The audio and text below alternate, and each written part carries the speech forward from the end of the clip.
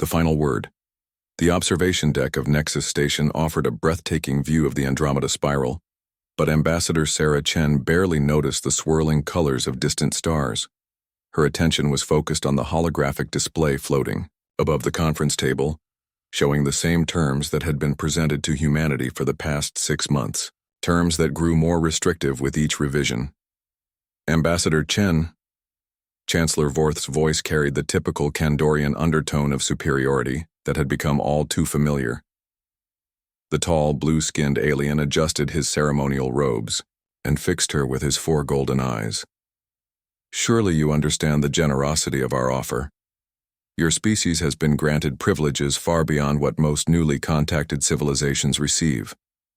Sarah looked around the circular chamber at the dozen alien representatives seated at the crescent-shaped table. The Kandorians with their regal bearing and condescending smiles. The insectoid Zelterans clicking their mandibles in what she had learned was their equivalent of impatient sighing. The ethereal Vestorians, their translucent forms shimmering with what appeared to be barely contained amusement. Each species represented thousands of years of galactic civilization, and each one looked at humanity as nothing more than useful newcomers who should be grateful for any scraps thrown their way. Captain Elena Vasquez, seated to Sarah's right, maintained her military posture despite the obvious tension in her jaw. As Earth's military liaison, Elena had watched these negotiations deteriorate from hopeful first contact to this moment of barely disguised hostility. On Sarah's left, Dr. Marcus Webb shuffled through his data tablets, his face growing paler, as he read through the latest technological transfer requirements. "Let me ensure I understand your generous offer correctly," Sarah said, her voice carrying the diplomatic calm she had perfected over 30 years of service. "Humanity will be welcomed into the Galactic Confederation under the following conditions." She activated her own holographic display, highlighting each point as she spoke. First, all human military vessels above Class 3 designation must be surrendered to Confederation oversight within 1 standard year. Chancellor Vorth nodded approvingly. "Young species often build weapons they don't understand. We cannot allow such dangerous toys to threaten galactic peace." Second, Sarah continued without acknowledging the interruption, all human colonies beyond the Sol system will be placed under joint administration, with Confederation governors having final authority over all major decisions. "A wise precaution," added Counselor Thus of the Vestorians, her voice like crystal chimes in the wind. "New species frequently make errors in colonial management that can have far-reaching consequences." Third, all human technological innovations, including but not limited to quantum navigation systems, bioregenerative medicine, and adaptive AI frameworks, will be freely shared with all Confederation members without compensation or attribution requirements. Dr. Webb looked up from his tablets, his face now showing clear distress. Those technologies represented centuries of human ingenuity and development, innovations that had allowed humanity to leapfrog thousands of years of typical technological progression. "Knowledge belongs to all sentient beings," declared Prime Engineer Crix of the Zelterans, his translation device rendering his clicking speech into standard Galactic. "Hoarding technological advancement is primitive behavior." And finally, Sarah's voice took on an edge that made Captain Vasquez straighten in her chair. "Humanity will accept permanent junior status within the Confederation, with no voting rights, on major policy decisions until such time as the Council deems our species mature enough for full participation. Estimated timeline, 3 to 5,000 years. The chamber fell silent except for the gentle hum of the station's life support systems. Sarah could feel the weight of the moment, the culmination of decades of increasingly one-sided negotiations that had begun with such promise. First contact had been a celebration. The discovery that humanity was not alone in the universe had united Earth in ways nothing else ever had. The early cultural exchanges had been fascinating and hopeful. But as the relationship developed, patterns emerged. Human innovations were praised and then quietly integrated into Confederation systems without credit. Human colonies were deemed unsafe and required alien oversight. Human ships were too aggressive and needed to be redesigned according to Confederation standards. Every interaction seemed designed to reduce humanity's independence while maximizing their contribution to the galactic community. These terms, Sarah said slowly, are unacceptable. Chancellor Vorth's expression shifted from condescending patience to genuine surprise. Ambassador Chen, I fear you misunderstand the gravity of your situation. This offer represents years of careful consideration by the Council. The alternative is, he paused dramatically, considerably less favorable. The alternative, Sarah replied, standing slowly from her chair, is that humanity declines membership in the Galactic Confederation entirely. The silence that followed was so complete that Sarah could hear the blood rushing in her ears. Captain Vasquez and Dr. Webb rose with her, their faces showing the same determination that Sarah felt burning in her chest. Counselor Thiss was the first to break the silence, her melodious voice now sharp with disbelief. You cannot be serious. No species has ever refused Confederation membership. The benefits of galactic civilization far outweigh any pride-based concerns. Pride? Sarah asked, her diplomatic mask finally slipping to reveal the steel beneath. Counselor, this isn't about pride. This is about slavery dressed up in pretty words and diplomatic courtesy. Prime Engineer Crix's mandibles clicked rapidly in agitation. Your species lacks the experience to survive alone in galactic space. There are dangers, conflicts, and challenges that require the wisdom of elder civilizations. Then we'll face those challenges as free beings making our own choices, Captain Vasquez said, speaking for the first time since the session began. We've survived ice ages, world wars, plagues, and the transition to spaceflight. We'll adapt. Chancellor. Vorth leaned forward, his four eyes narrowing. You would condemn your entire species to isolation? To the limitations of a single star system? For what? The illusion of independence? Sarah began gathering her materials, her movements deliberate and final. Chancellor, 30 years ago, when your ships first appeared in our skies, humanity dreamed of joining a community of equals among the stars. We imagined sharing knowledge, exploring together, growing together. Instead, you offer us the opportunity to be permanent children in someone else's house, contributing our innovations while being denied any voice in how they're used. You are children, Vorth snapped, his diplomatic composure finally cracking.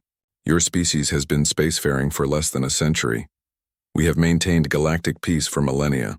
Your role is to learn, not to demand equality you haven't earned. Dr. Webb stepped forward, his earlier distress replaced by quiet anger. Every technological breakthrough we've shared with you has been reverse-engineered and improved upon by human scientists working on joint projects. Your quantum computers run on algorithms developed by human mathematicians. Your medical scanners use bioresonance patterns discovered in human research labs. Your navigation systems incorporate breakthrough calculations that human physicists developed to solve problems your engineers couldn't figure out in 3,000 years of trying. Preposterous, Prime Engineer Crix clicked dismissively. Such claims are easily verified, Dr. Webb interrupted. I have the research records, the patent applications, the collaboration logs. I know exactly which innovations came from which species because I helped coordinate the scientific exchanges. The question isn't whether humanity has earned a voice in galactic affairs. The question is how you'll manage without us. The alien representatives exchanged glances, their earlier confidence showing the first signs of uncertainty. Sarah recognized the moment and pressed forward. Ladies, gentlemen, and honored beings, she said, returning to her diplomatic tone. Humanity thanks the Galactic Confederation for 30 years of cultural exchange. We have learned much about the galaxy and our place in it. Today, we choose to find our own path among the stars. She walked toward the chamber's exit, followed by her two companions. The alien representatives sat in stunned silence, apparently unable to process what they were witnessing. Ambassador, Chancellor Vorth called out as they reached the door. This is a mistake that will cost your species everything. When you realize the magnitude of your error, the terms offered today will no longer be available. Sarah paused at the threshold and looked back one final time. Chancellor, I believe you're about to discover that this mistake is entirely yours. 3 hours later, Sarah stood in the communications center of the human diplomatic ship Harmony, watching as Captain Elena Vasquez transmitted a message that would change the course of galactic history. This is Ambassador Sarah Chen, speaking for the United Earth government and all human colonies. Her recorded voice carried across faster-than-light communication networks to every corner of human space. Effective immediately, humanity is withdrawing from all galactic institutions and treaties. All human personnel are ordered to return to human-controlled space within 6 months. All joint projects and research collaborations are terminated. Human space is now closed to non-human traffic. The message would reach Earth in 3 days. It would reach the farthest human colonies in 2 weeks. But thanks to the quantum communication relays that human engineers had helped design, every alien government in the galaxy would receive it within hours. Dr. Webb appeared beside her, his expression grim but resolute. The research teams are already packing up the joint laboratories. Most of the alien scientists don't understand what's happening. They keep asking when we'll be back. And our people? Sarah asked. Mixed reactions, Captain Vasquez replied, monitoring the incoming communications. Some are excited about coming home. Others are heartbroken about leaving projects they've worked on for years, but everyone understands the choice we made. Sarah nodded, watching the stars wheel slowly past the observation windows. Somewhere, out there, alien governments were receiving humanity's message and trying to understand what it meant. They would learn soon enough. 6 months, she murmured. 6 months to pack up 30 years of presence in galactic space. It won't be easy, Elena said. We're talking about evacuating research stations, trade posts, diplomatic missions, and mixed colonies across half the galaxy. No, Sarah agreed, but it will be worth it. The first responses began arriving within hours.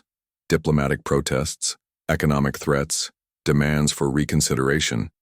Sarah read through them all, noting the increasing desperation in the tone as alien governments realized that humanity was serious. The galaxy was about to discover what they had really lost. The reckoning, 6 months after the Great Exodus began, Prime Engineer Crix of the Zelteran Technical Council stood in the center of what had once been the most advanced research laboratory in the galaxy.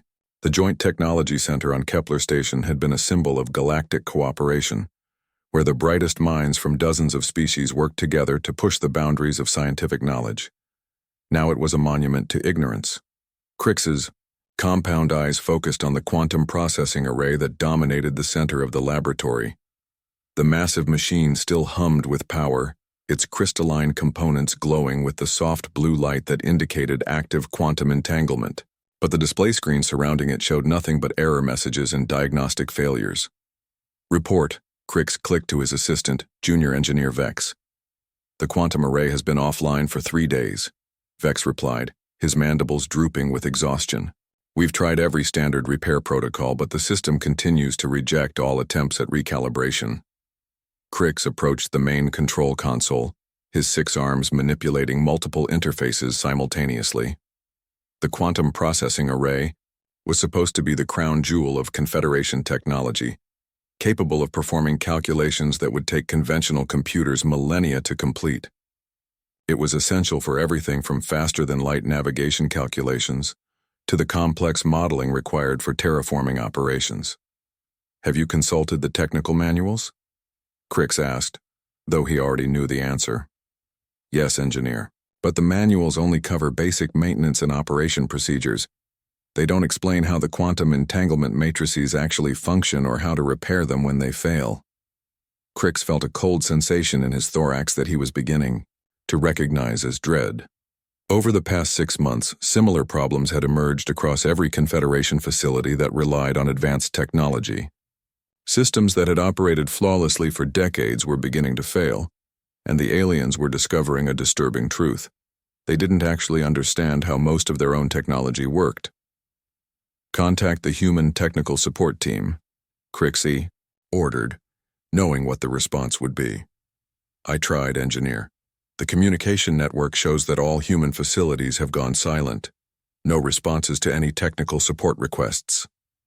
The quantum array's hum changed pitch, and several of the status lights shifted from blue to amber. Warning messages began cascading across the displays. Crix recognized the symptoms from reports arriving from across the galaxy. The quantum entanglement.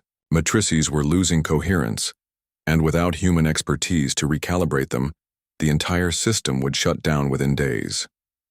Meanwhile, 3 systems away, Merchant Captain Yala of the Threxian Trade Guild stood on the bridge of her cargo vessel, Prophet's Edge, staring at navigation displays that made no sense.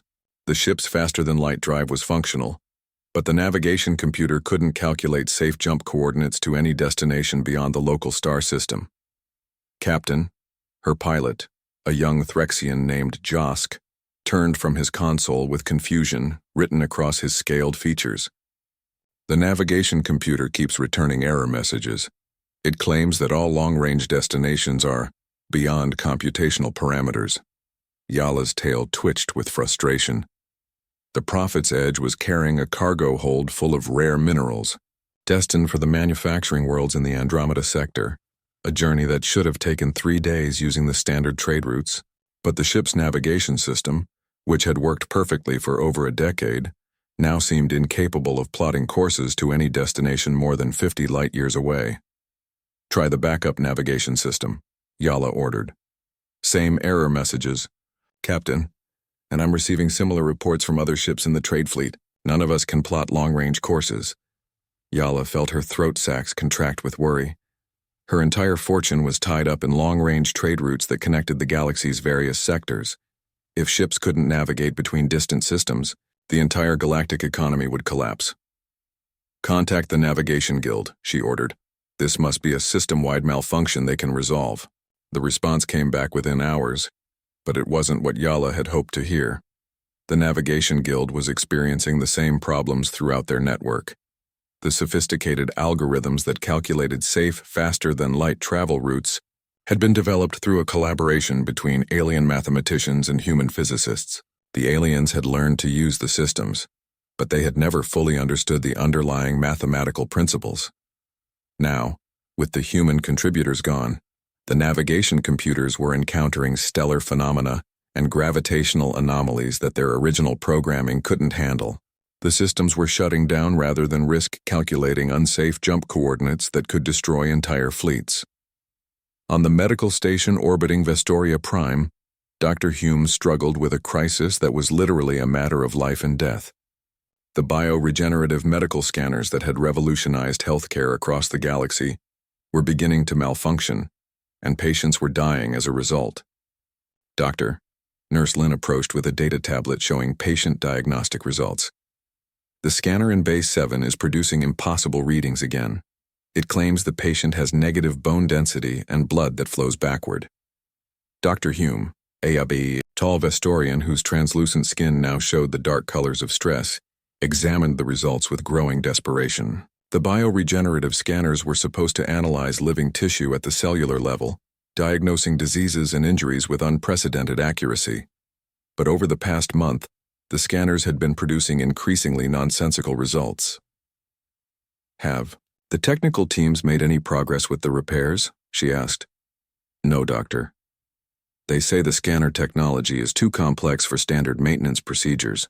The diagnostic algorithms use bioresonance patterns that apparently require constant recalibration based on quantum-level biological interactions." Dr. Hume closed her eyes, feeling the weight of failure. The medical scanners had been developed through joint research between Vestorian biologists and human quantum physicists. The Vestorians had contributed their knowledge of biology and medicine, while the humans had provided the quantum mechanical expertise needed to scan living tissue without damaging it. But the aliens had learned to operate the scanners without truly understanding how they worked.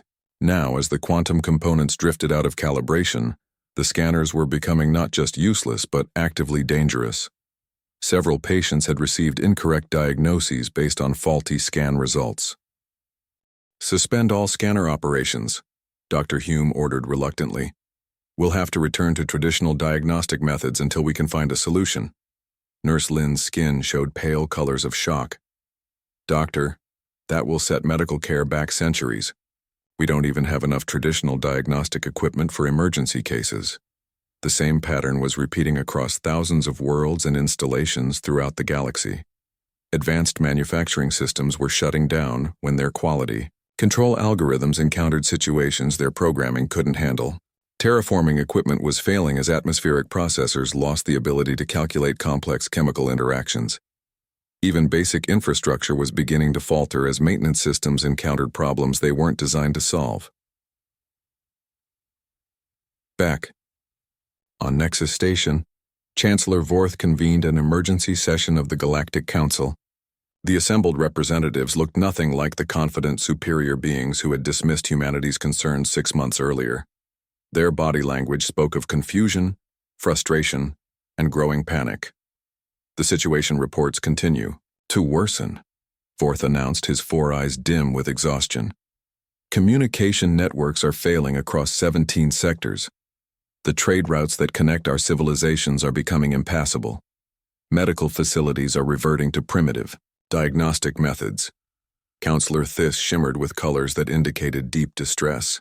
How is this possible? These systems have operated flawlessly for decades. Our engineers assured us that human involvement was minimal. Prime Engineer Crix, attending the session remotely from the failing laboratory on Kepler Station, provided the answer that everyone was beginning to understand but no one wanted to acknowledge. Our analysis suggests that human contributions to these systems were far more fundamental than we realized. They didn't just help us build these technologies. They provided the theoretical frameworks that make them possible. Preposterous, declared Minister Roth of the Kandorian Science Directorate. Human technology is primitive compared to our own. They've been spacefaring for less than a century. And yet, Crix replied, his translator rendering his clicks into words heavy with irony. Their primitive technology is the foundation for every major breakthrough we've achieved in the past 30 years.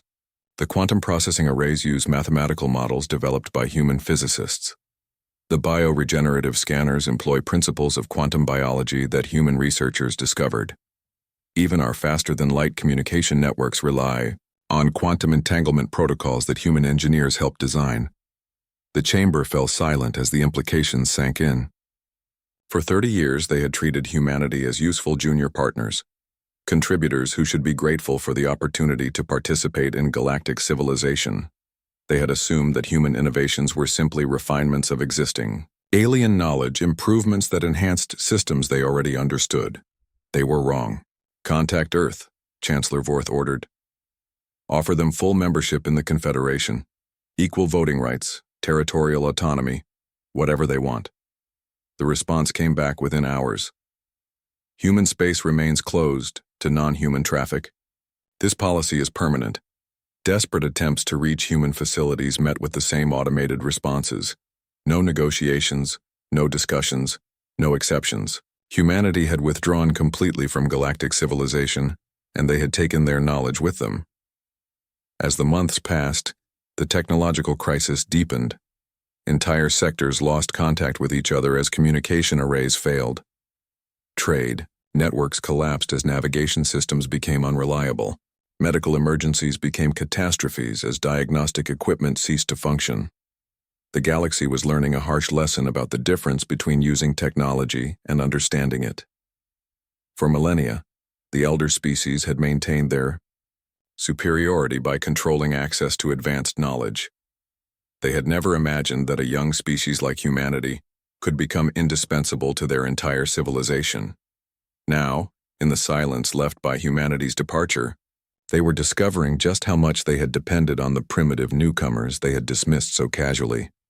Chancellor Vorth stood alone in his private chamber, looking out at the stars and wondering if the galaxy would ever recover from its arrogance.